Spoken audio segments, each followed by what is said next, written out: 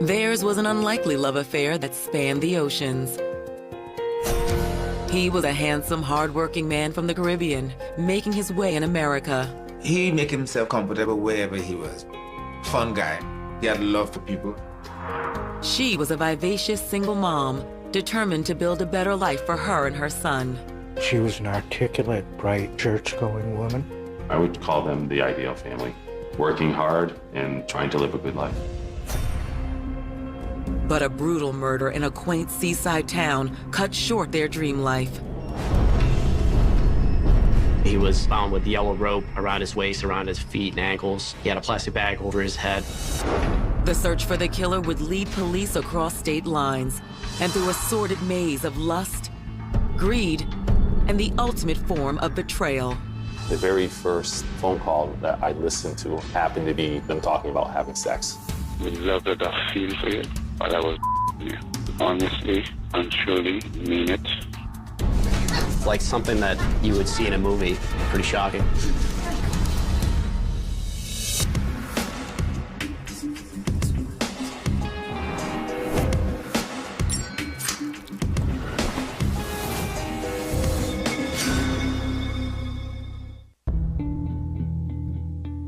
June 20th, 2008, 5:44 a.m. Most of Maine's old Orchard Beach community is still fast asleep. But this picturesque seaside resort is about to be jolted awake by a horrendous crime. 911, what's your emergency? The house is being robbed. The call is coming from a single-story ranch house on the west side of town. The caller identifies herself as one Darlene George. They robbed my house last night. I don't know last night. Are they still in your house right now? I don't know. They're in here somewhere. I don't know where. We heard a bunch of fighting and screaming. My son is out there. I'm gonna hang up. Don't hang up. Where is your son? He's in the next room. They tied me up with sheets. He's still tied up. Moments later, a team of officers led by Detective Brady Coulombe entered the residence with guns drawn. Every time I went into a room, I thought that I was going to come face to face with someone with a gun or knife. In the doorway of the master bedroom, police discover 43-year-old Darlene George and her 13-year-old son, Giovanni. Down on the ground, on your stomachs. With Darlene and Giovanni positively ID'd, police continue moving through the house, securing the scene room by room. In the meantime, detectives ask a shaken Darlene to explain what's happened. Ma'am, can you tell us what happened? We were coming home from this grocery store. We had the bags in our hand. Seconds after entering the house, they were ambushed by a pair of knife-wielding assailants. Men had nylons over their faces, they had gloves on their hands, and they held knives to their throats. According to Darlene, the men dragged her and Giovanni to the master bedroom, blindfolded them, and tied them up with bed sheets.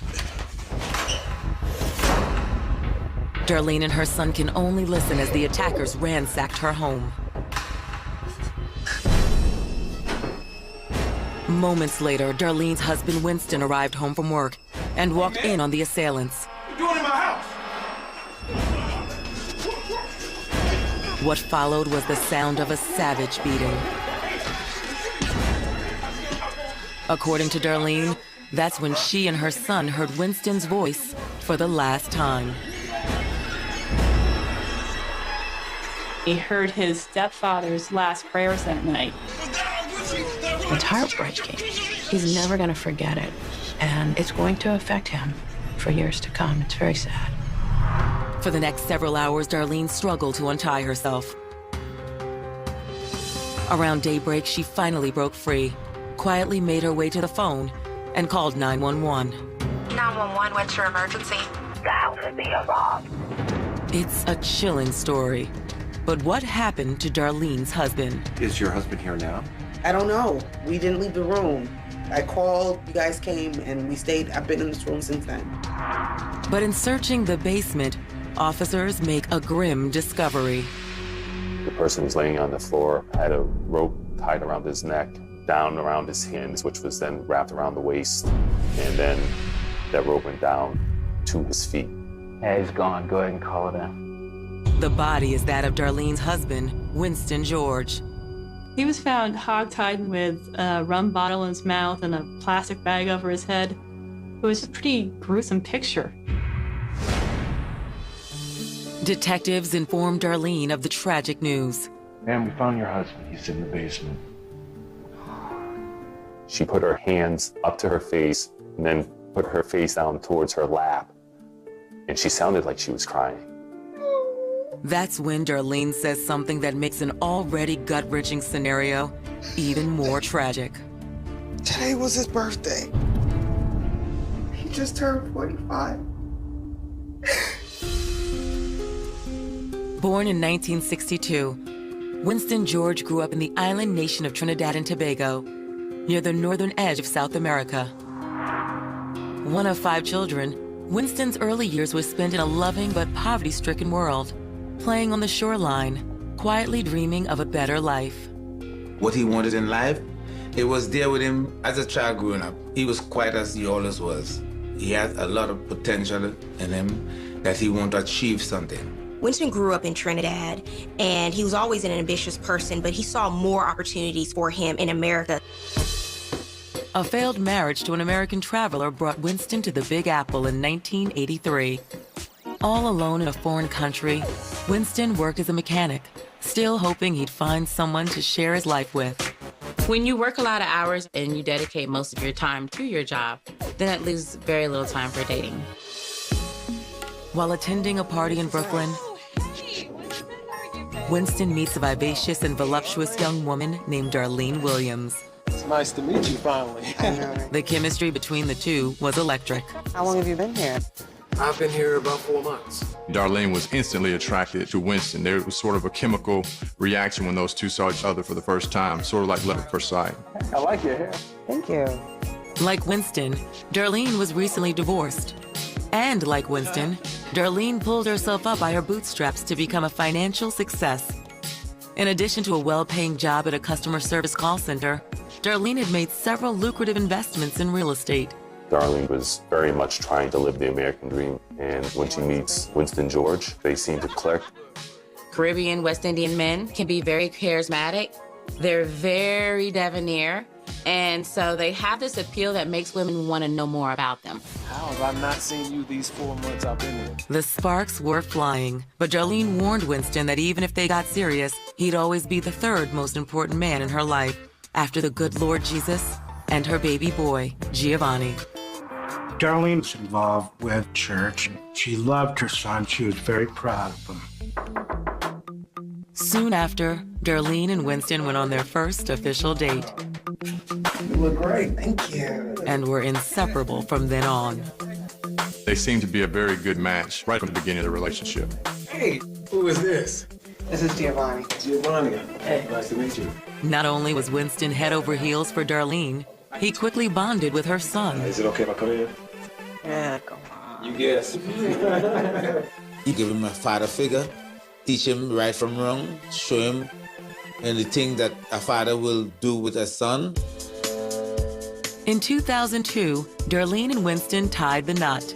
Together, they looked forward to a new, happy life. They had a very good relationship, and everyone thought that they were very much in love. That same year, the Georges received some exciting news. Darlene's employer asked if she would be interested in a promotion with their new communication center in Maine. They look at this small place where people have homes and raise their families and have backyards, and it's just a wonderful opportunity. It's totally different from what they're used to living in Brooklyn, but they jump at the opportunity and they move to Maine. Together with young Giovanni, the Georges settled into a cozy new home in the town of Old Orchard Beach, a seaside resort known for its laid-back lifestyle. We have 7 miles of gorgeous beach with very clean ocean water, and you can just go down there and relax. It's beautiful. Winston also landed a well-paying job as the supervisor of a maintenance crew at a healthcare facility. When combined with Darlene's cushy income, the Georges were now in great shape financially. The couple decided to invest in several real estate ventures. By 2008, Darlene and Winston's holdings were considerable. Together, they had 5 properties, 2 in Old Orchard, 2 in Trinidad Tobago, and 1 in New York City. It was a dream life Winston had never imagined as a young man back in Trinidad. Now, on the eve of his 45th birthday, anything seemed possible. But in the early morning hours of June 20th, 2008, that bright future was cut short in a horrifying manner. When he walked in the house, he walked right into a sucker punch. And then he pulled him down the basement stairs. It didn't look like somebody had gone into the house and was looking to steal something. But was this really a case of a random home invasion gone tragically bad? Or was there something else more sinister at play? As detectives dig deeper, they realize there's more to the picture-perfect life of Darlene and Winston George than anyone imagined. They were both living these double lives that eventually caught up to them.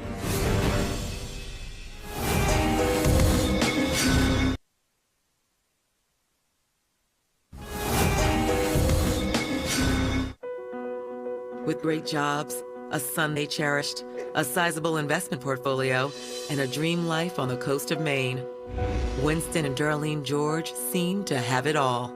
The family was very happy. They loved Maine. The last time I saw him, that was great. Life was going good. But before Winston can celebrate his 45th birthday, the Georges' dream life was ripped apart at the seams. According to Darlene's initial statement, armed intruders had attacked them, tied up her and son Giovanni, and ransacked the house. When Winston arrived home from work, he too was viciously attacked and ultimately murdered. The crime scene was terrible. It was tragic and so disturbing. To detectives, the scene has all the makings of an armed robbery. It looked like someone had gone into the closets and had thrown most of the linens out onto the floor. Drawers were taken out, stuff was turned upside down. And then downstairs, they had a suspended ceiling there, and some of the tiles had been taken down, like someone had been looking for something. Given Winston and Darlene's wealth, it makes sense that robbers might target them. But in the hallway, investigators noticed something peculiar. There were bloodstains on the carpet on almost every step, all the way leading down into the basement. I don't believe he was killed up in the hallway. I believe he was attacked. He was then dragged downstairs into the basement, and once down in the basement, they murdered him. What I can't understand is why they had to kill him here. To detectives, this information doesn't fully gel with the theory of an armed robbery. Why in the basement? Usually robbers are trying to get in and get out as soon as possible. Here, there just seemed to be a lot more of an emotional attachment to Winston based on the brutal nature he was killed. The method in which Winston was murdered also strikes detectives as odd. To see his body that way and to have the plastic bag over his head, it seemed to me like almost like a professional type of hit. This is some sort of execution. So who would want to murder Winston George in such a brutal fashion? During her initial statement, Darlene noted the intruders made several references to drugs.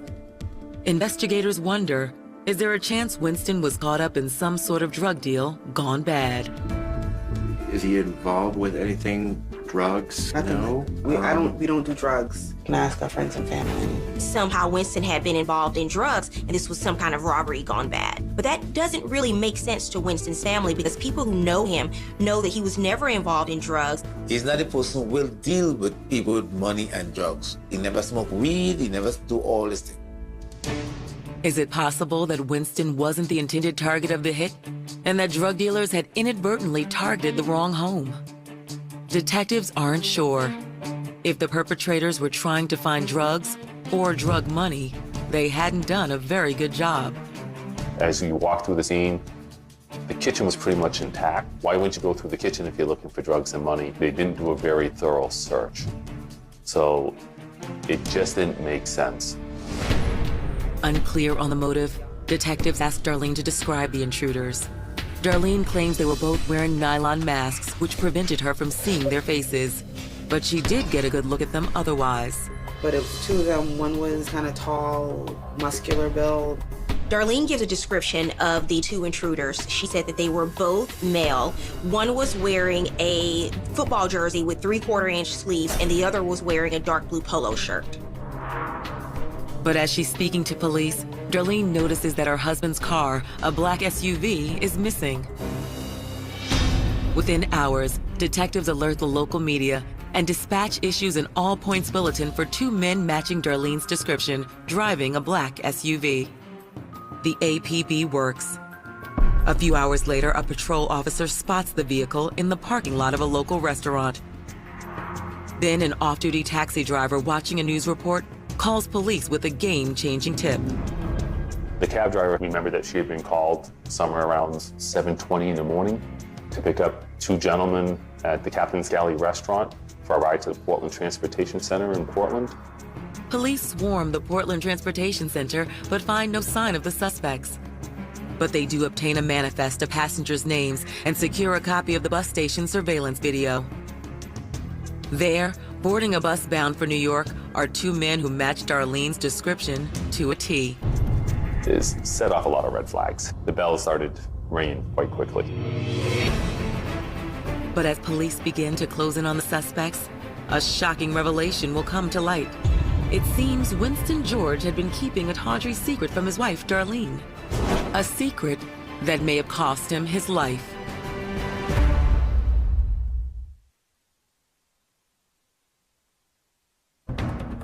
In the quiet resort town of Old Orchard Beach, Maine, a manhunt is on for the two men suspected of murdering local resident Winston George. Thanks to a tip from a local taxi driver and information provided by Winston's wife, Darlene, the next day, detectives get their first big break in the case. A surveillance camera in a Portland bus terminal captured the two potential suspects boarding a bus bound for New York City. When the police went and obtained the video from the bus station, they noticed that the defendants were wearing shirts similarly described by Darlene. It seems police are closing in on their killers. There's just one problem. The bus arrived in New York hours earlier, and the killers have long since disappeared into the busy streets of the Big Apple.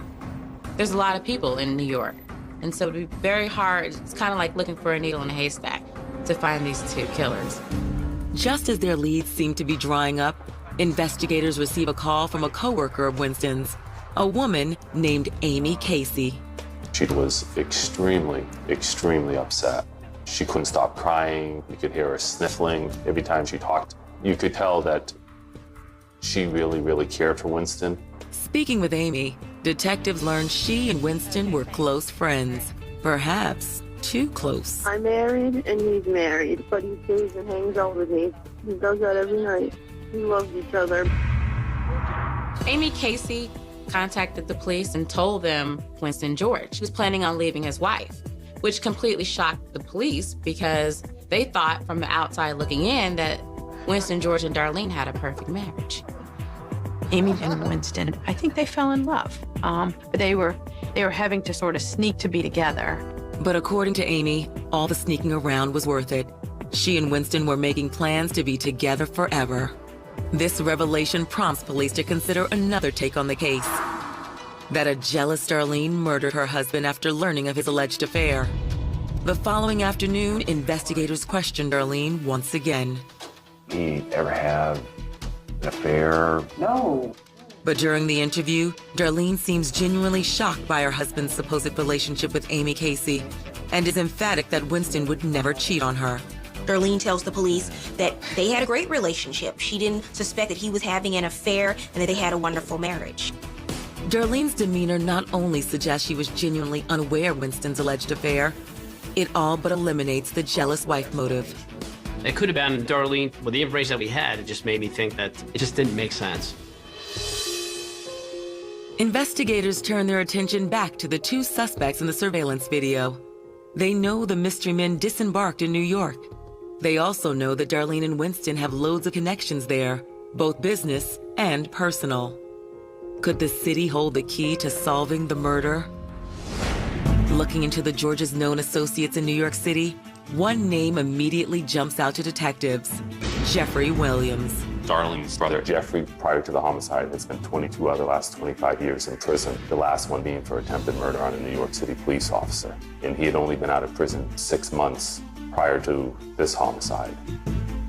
Jeffrey and Darlene, although brother and sister, were on very different paths. Darlene was building a very successful career when he got out of prison. Certainly it was a possibility that he could have done this out of jealousy. More importantly, Jeffrey Williams seems to be a match for one of the suspects in the surveillance video. We figured it had to be the same person. Around the same time, detectives processing the George residence make a discovery inside Darlene's home office that seems to bring a new suspect into the picture, a man by the name of Rennie Cassimy. They find personal documents that belong to Rennie Cassimy. And the police start to question, what is the extent of Darlene's relationship with Rennie? Why would she have his personal documents in her home? Darlene explains that Rennie Cassimy is a Caribbean immigrant who rents an apartment from her in Winston in Brooklyn. Ever since moving to New York, Rennie has struggled to make ends meet. And in an effort to help him get his head above water, Darlene has been helping Rennie complete his U.S. citizenship papers. She had almost a sort of a motherly relationship with him. But when detectives pull up an INS photo, they realize Rennie Cassimy bears a striking resemblance to the other mystery suspect in the surveillance video. Is it possible that these two men, Rennie Cassimy and Jeffrey Williams, one a struggling immigrant, the other a hardened ex-con, had targeted their far wealthier friends, Winston and Darlene, and that the crime was a botched robbery after all? Jeffrey, being the black sheep of his family, sort of a hardened criminal, relied on what he knew. Detectives decide to take another look at the passenger manifest from the Portland Transportation Center. As we're looking down through, we happened to notice that there was a Rennie Cassimy and a Jeffrey Williams that purchased tickets, one right after the other, on the morning of June 20th at the Portland Transportation Center. But what now appears to be a clear-cut case of robbery is anything but. And as detectives prepare to swoop in on their prime suspects, a shocking confession from the unlikeliest of sources sends the case hurtling in a bizarre and far more scandalous direction.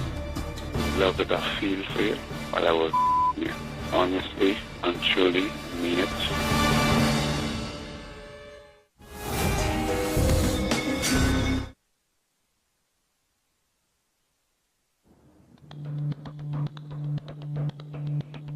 It's been over 72 hours since police discovered Winston George's mutilated body in the basement of the home he shared with his wife, Darlene.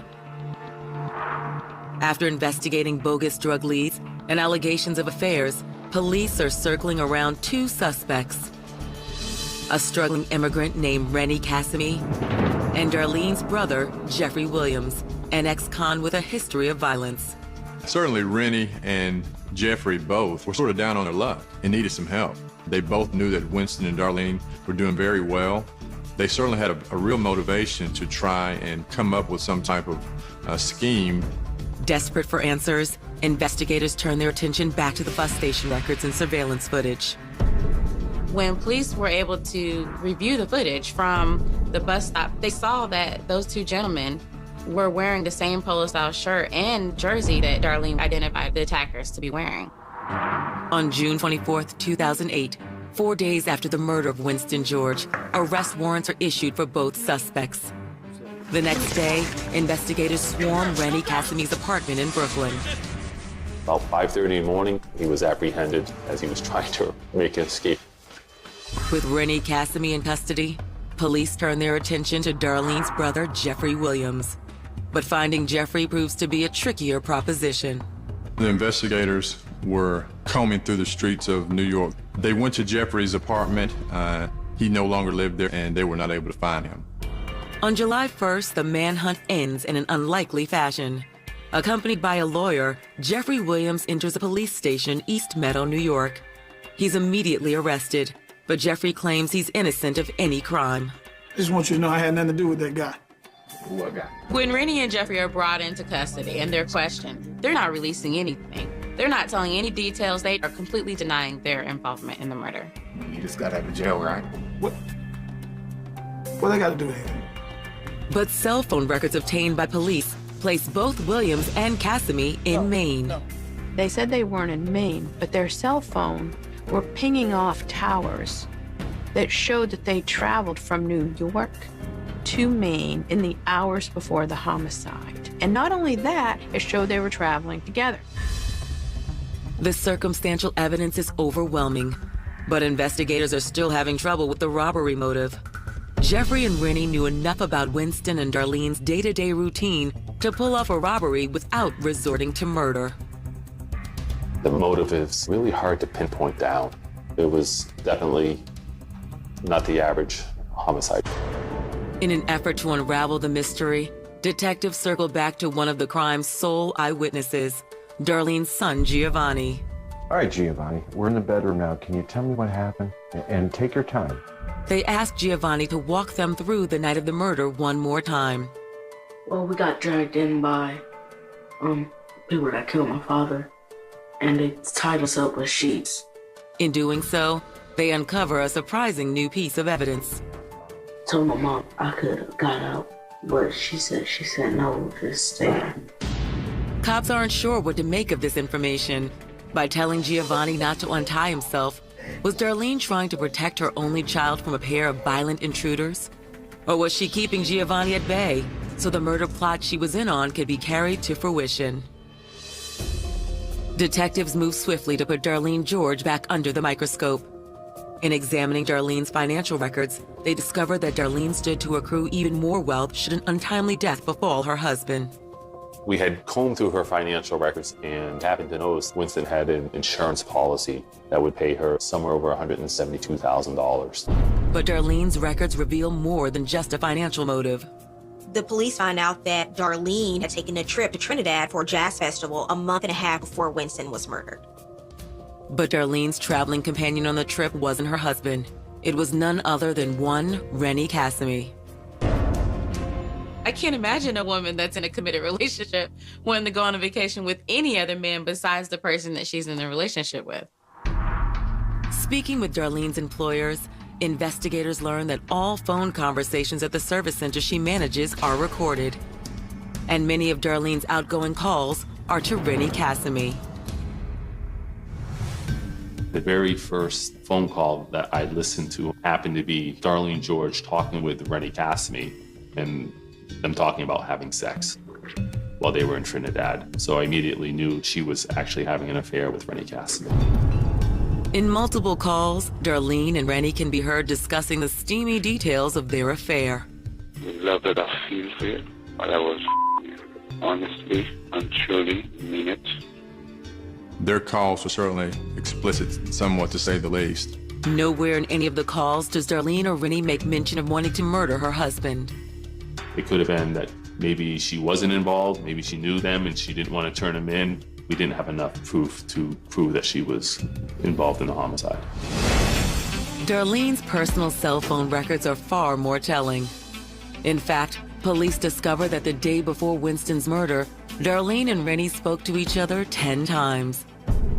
And 2 of the calls took place around the same time video cameras captured Rennie Cassimy and Jeffrey Williams at the bus station in nearby Portland.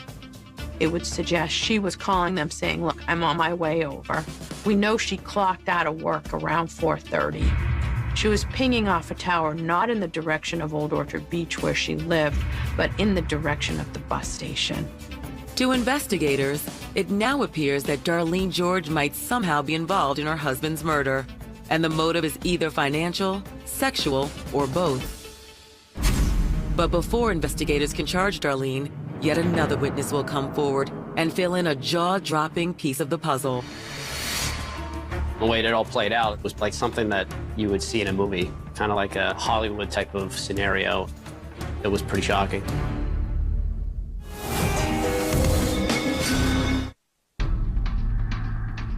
Weeks into the investigation of Winston George's murder, and detectives are increasingly convinced Winston's wife Darlene may be involved in the crime.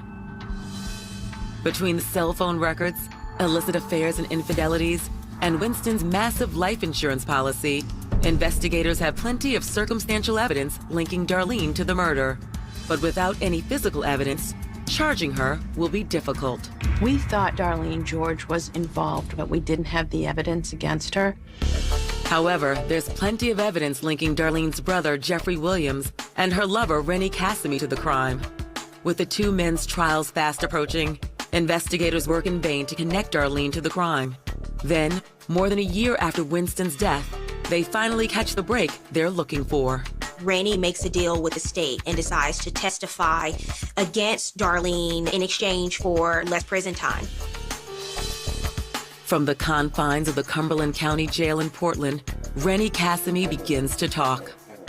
But not even the most seasoned prosecutor could have anticipated the extraordinary story that follows.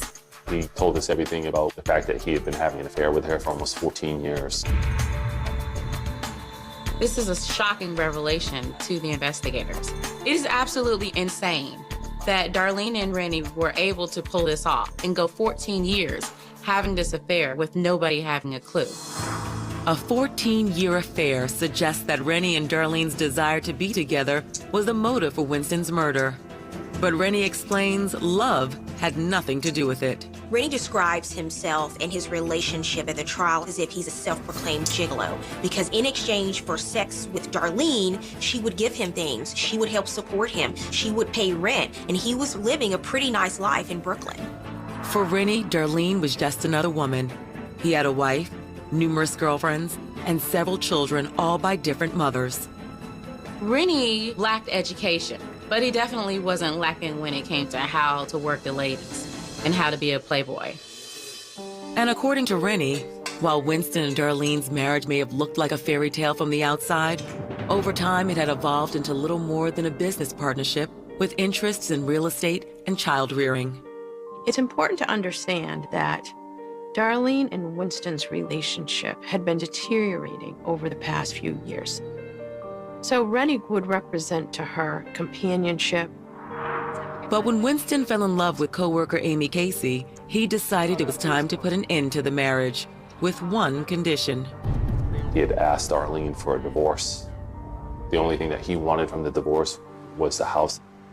Rennie claims that when Darlene got word of Winston's plans to leave her for Amy Casey, she flew into a blind rage. She wasn't going to let that happen. Rennie Cassimy told us that Darlene George was very angry about Winston George having an affair with Amy because Amy was white. That really ticked Darlene off. It's a very touchy issue when it comes to dating and race relationships in the African American community. Darlene came to Jeffrey and me with a plan. Rennie asserts it was then that Darlene, motivated by both jealousy and greed, enlisted him and her brother, Jeffrey Williams, in the plot to murder her husband. Rennie said he felt obligated to help Darlene out because she had helped him so much. Darlene wanted to have her cake and eat it too. She was very troubled by the fact that Winston was also having a relationship on the side, and it sort of pushed her over the edge, it seems. On March 4th, 2009, police arrest Darlene George in the parking lot of her office. She's charged with murder and conspiracy to commit murder. 13 months later, she and brother Jeffrey Williams stand trial together. For Winston George's family, it's the first time they've laid eyes on Darlene since her arrest. The hair on my head stood up, and I was focusing on her. I know that she is the one who wanted this to happen. In their opening statement, prosecutors argue that rather than granting her husband a divorce, Darlene masterminded Winston's murder to cash in on his life insurance and to exact revenge for his infidelity. She had Winston killed so that she could maintain all of her property and then perhaps inherit his property in Trinidad. So this case really came down to pure greed. The state also asserts Darlene agreed to share some of her winnings with her brother, Jeffrey Williams, once Winston was dead and the life insurance claim was processed. Given Jeffrey's lengthy criminal record, she knew he'd be happy to oblige. Darlene asked her brother to help because she knew he had the stomach for it because of his criminal history. The defense counters that the financial motive is flimsy at best. I think it's ridiculous. They had two houses with little equity. Where's the motive? The whole thing added up to less than $180,000. Prosecutors counter by introducing a chilling theory. that Darlene and Jeffrey concocted the notion of the fake drug deal and botched robbery in order to use her own son as her alibi. She made him a pawn in her husband's murder. So she set it up so that two men would come in and scare this 13-year-old, tie him up, and set him in a situation so that he hears his father being murdered. It's evil, and it speaks volumes of who she is as a person. To hammer home their point, the state calls young Giovanni to the stand. Giovanni was already dealing with grief from losing Winston, and now to learn that his mother very well may have been the cause of losing his stepfather would put him in a very, very delicate situation, to say the least. But the state's true trump card is co-conspirator turned star witness, Rennie Cassimy. When Rennie takes the stand, he describes the murder and his torrid affair with Darlene in vivid detail. They vacationed together, they were sleeping together. This is more than a fling. This is a full-out relationship. Defense lawyers argue that Remy had crafted his story to secure a plea deal from prosecutors and assert that his testimony is a work of fiction. Rennie was a liar. I dispute that their relationship was sexual in nature. I think Darlene was just a Christian woman who cared about this guy. When you plan and participate in the murder, according to his own testimony, and you only get an 8-year sentence, it's certainly a motive to point the finger at somebody else. It's a salient point until prosecutors break out the recordings of the explicit phone calls between Rennie and Darlene. The love that I feel for you, but I was you. He was talking about having intercourse with her and how she made him feel like a man. Obviously, that was very compelling information for the jury to hear. But honestly and truly mean it. Prosecutors also introduced the cell phone records that placed Jeffrey and Rennie in Old Orchard Beach the night of the murder and placed Darlene in contact with them just moments before the crime was committed. There were phone calls back and forth, and even up until the morning of the murder. It seems the case is tilting in favor of the prosecution, but before either side rests, there's one more card to play. And it could mean the difference between Darlene George spending the rest of her life in prison or walking out of the courthouse a free woman.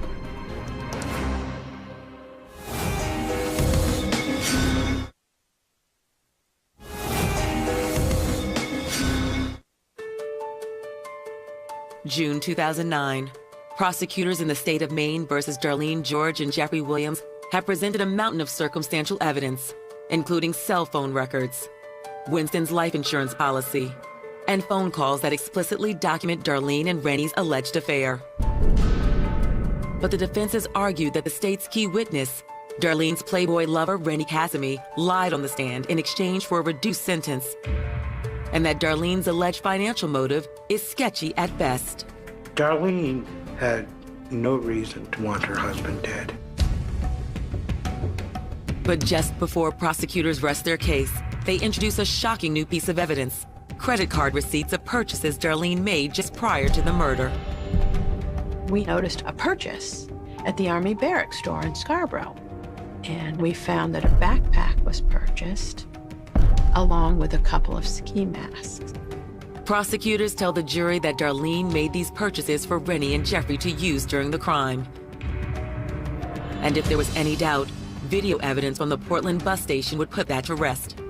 The police look at the surveillance videotape and they see that when Jeffrey arrives in Maine by bus, he's not carrying anything. But when he leaves, he has a camouflage backpack. The backpack was telling, of course, the credit card number and what was purchased. We knew she was involved. On June 25th, 2010, the jury returns with their verdict. Darlene George and Jeffrey Williams are convicted of murder and conspiracy to commit murder. Jeffrey Williams is doing a life sentence. Darlene George got 40 years. In exchange for his testimony, Rennie Cassimy received a sentence of 8 years. After he serves his sentence, he will be deported back to the Caribbean. Rennie Cassimy is an interesting character. I suppose the defense might say I made a deal with the devil. In my view, as I saw the evidence, he was the least culpable. And by him getting that sentence, it absolutely guaranteed the state's convictions on Darlene George and her brother, Jeffrey Williams. For Winston George's family, Solace comes knowing that Darlene will likely spend the rest of her life in prison. I feel contented inside of my heart that she was gonna pay for what she did. And that's okay with me. Darlene decided to take Winston's life based on greed, based on lust. A lot of people's lives were affected because of this, and it's really a tragic situation.